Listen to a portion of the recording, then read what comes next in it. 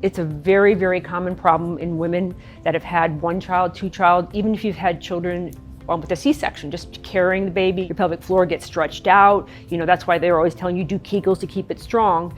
But basically what happens, you have weakness in that floor, and the only way to tighten it would be either to do surgery, which is some kind of lift in the anterior wall of the vagina, which can help, but it's a big surgical procedure and not everyone wants to go through with that. And sometimes the leakage is just a little bit. It's just a little bit with a cough, or you can't go to the trampoline park with your kids because you have to wear a pad. So what you can do is a treatment with microneedling now.